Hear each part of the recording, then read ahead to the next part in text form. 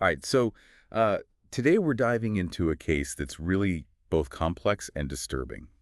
It's the story of Keith Gibson, a convicted serial killer. Ah, And, you've given us a great starting point with that Wikipedia article and those news pieces. It yeah. seems like we've got a real mystery on our hands. What's really intriguing about this case is it's not just a list of crimes, Hmm. you know? It's really an attempt to try and understand a life. Right. We're going to try to piece together the why behind such horrific acts, Exactly. even though some answers might always remain elusive. Yeah, and there's a lot to unpack here. We've got Gibson's childhood, which was incredibly tough. Right. There were warning signs even before his first prison sentence. Yeah. And then things just escalated dramatically after he was paroled. Yeah. And the fact that this story spans Delaware and Pennsylvania just adds another layer of complexity. It does. Often it's in those formative years that we see patterns emerge. Right. So let's start with Keith Gibson's early life. He was born in Philadelphia in 1982, abandoned by his father. He was raised by his single mother and grandparents in a neighborhood just riddled with poverty. It's hard to imagine a more difficult start to life. It is. And yet, amidst these hardships, his mother, Christine, she was determined to create a better life for herself. She earned degrees from both Springfield College and Widener University, and she built a successful career as a social worker. It's really a testament to her resilience. It is indeed. Yeah, Unfortunately, though, Keith's path diverged sharply from his mother's. right. By his mid-20s, he'd already amassed 9 prosecutions and over 12 arrests for parole violations. Wow. It's a clear indication that his life was just spiraling out of control. It's heartbreaking to see those opportunities missed. You have to Yeah. wonder, if early intervention could have made a difference. Were there any signs of mental instability during those early years? There were indeed. Family members reported instances of anger issues and volatile behavior even back then. These details become incredibly important as we delve deeper into his criminal history. Okay, so let's jump ahead to a pivotal moment in Gibson's life, Right. 2008. Okay. He's 26 years old, already deeply involved in violent crime. He, along with 2 accomplices, James Hinson and Kelly Gibbs, committed a murder in Delaware. What can you tell us about this crime? This was the murder of Stanley Jones, and it resulted in Gibson's first major prison sentence, 20 years. Wow. This was a significant turning point. It seems that even at this stage, the severity of his actions didn't deter him from a life of crime. 12 years into that sentence in 2020, Gibson was granted parole. You would think this would be a chance for a fresh start. Right. But sadly, his freedom was very short-lived. Almost immediately upon release, he ended up back behind bars for fighting. Oh, wow. It raises a crucial question. Did the system fail to adequately address the root causes of his violent tendencies, or was he simply determined to return to a criminal lifestyle? It's a question that haunts this entire case. It seems like a missed opportunity for rehabilitation. After this second stint in prison, Gibson was released again in December 2020. Okay. This time, parole conditions were incredibly strict. No leaving Delaware, curfews, weekly meetings with his parole officer, Mm-hmm. and he had to provide references for his residence and workplace. They really tried to set him up for success this time. And yet he seemed almost driven to sabotage any chance that he had. Right. He immediately violated parole by returning to Philadelphia. It's like a self-destructive impulse just took over. He was living with his mother again. You'd think that might be a stabilizing influence. Yeah. But things quickly deteriorated. They argued constantly, and his aggression escalated. What was driving this conflict? It's difficult to say for sure, but it's clear that their relationship was highly volatile. Right. Sadly, this tension coincided with the start of Gibson's terrifying spree. On January 28, 2021, he entered the Al Medina Trader store in Philadelphia and he fatally shot 2 customers, Eric Flores and Roy Caban. Both were shot execution style, one in the head, the other in the face. This wasn't just a robbery gone wrong. No. There was a chilling level of brutality just from the outset. Did investigators see this as a turning point in his criminal behavior? Absolutely. The brutality of these murders signaled a disturbing shift in Gibson's MO. It wasn't just about theft anymore, it was about inflicting violence.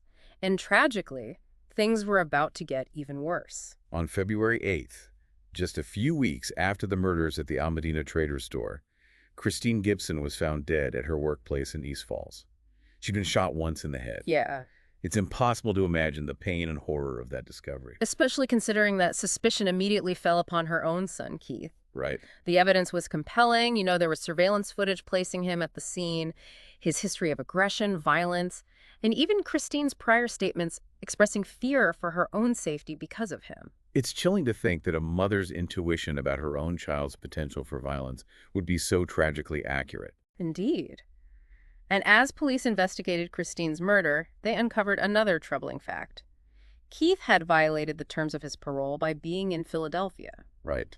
This led to his extradition back to Delaware to face the consequences of those violations. So while he was facing potential repercussions for parole violations, the investigation into his mother's murder was still looming over him. It's a complex legal situation, to say the least.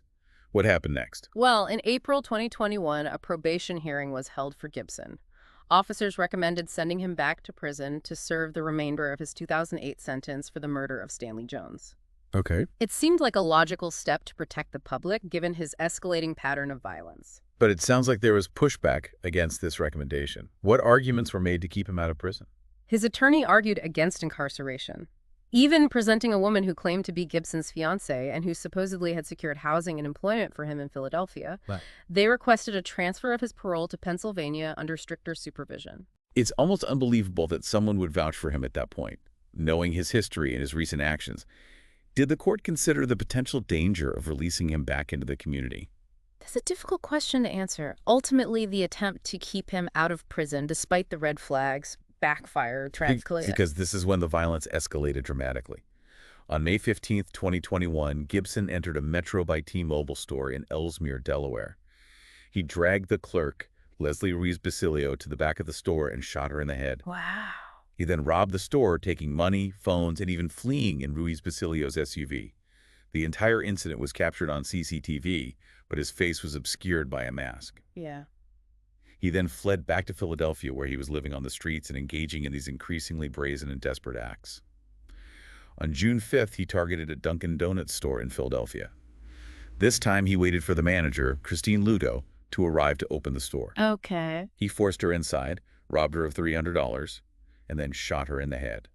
Unlike the previous murder, the CCTV footage from this crime clearly showed Gibson's face. It's hard to fathom the level of cruelty and disregard for human life displayed in these crimes. Was there any indication of remorse or struggle with his actions? There's no evidence to suggest any remorse or hesitation on his part. He seemed to be operating with a chilling detachment. Then on June 6th, he struck again. This time his victim was Ronald Wright, a drug dealer in Wilmington, Delaware, who Gibson murdered during a street robbery. And over the next 2 days, he committed 3 more robberies in Wilmington, thankfully without taking any more lives. It seems like he was on a rampage, spiraling further and further out of control. But thankfully, this reign of terror was about to come to an end. Yes. What led to his capture? His arrest came on June 8th, 2021 in Wilmington, shortly after he robbed a Rite Aid. But this wasn't just any robbery. The quick thinking quickly slipped a GPS tracker into the bag of stolen money. That's incredible. Talk about thinking on your feet. It was a brilliant move that proved instrumental in apprehending him. The police, using the GPS signal, tracked Gibson down and arrested him. When they apprehended him, he was armed with a revolver and wearing body armor, but he offered no resistance. It sounds like he was prepared for a confrontation, perhaps even expecting a violent end. That's certainly a possibility. In addition to the gun and body armor, they found drugs, ammunition, gloves, a mask, stolen money, and other evidence linking him to the crimes. He even led the police to where he'd hidden the murder weapon.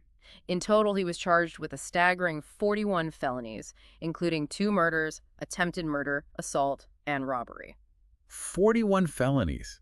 That's incredibly serious indictment. How did authorities proceed with such a complex case spanning 2 states? Law enforcement agencies from both Delaware and Pennsylvania joined forces to determine the most effective way to prosecute him. They decided to try him first in Delaware for the murders of Leslie Ruiz Basilio and Ronald Wright, with plans to extradite him to Pennsylvania later for the remaining crimes. So the Delaware trial was the first major step in holding him accountable for this horrifying spree. What was the prosecution's strategy in that case? Given the overwhelming evidence against him, the prosecution in Delaware had a strong case. They meticulously presented the surveillance footage, forensic evidence linking the revolver to the crimes, eyewitness testimonies, stolen items found in his possession, and even the fact that Ruiz Basilio's stolen SUV was found abandoned near Gibson's residence in Philadelphia. It seems like an open and shut case. What strategy did the defense employ against such a mountain of evidence? Interestingly, they didn't attempt to argue his innocence. Instead, they focused on highlighting inconsistencies in the prosecution's case and the lack of DNA or fingerprint evidence at some of the crime scenes. They tried to raise reasonable doubt, hoping for a lesser sentence. It seems like a risky strategy given the circumstances. What was the outcome of the Delaware trial? After a 6-hour deliberation, the jury found Gibson guilty on all charges. He was sentenced to 2 life terms without the possibility of parole, effectively ending any chance he had of ever being a free man again. 2 life sentences. That sends a clear message that the justice system considered his crimes to be both heinous and unforgivable. But as you mentioned, this wasn't the end of his legal troubles. No, after the Delaware trial, he was still facing extradition to Philadelphia to stand trial for the 4 murders committed there. That trial was initially scheduled for sometime in 2024. So even though he was already serving 2 life sentences, authorities were determined to hold him accountable for every single one of his crimes. Were there any updates on the Philadelphia charges? There was actually a rather interesting development during a preliminary hearing for the Philadelphia trial in September 2024.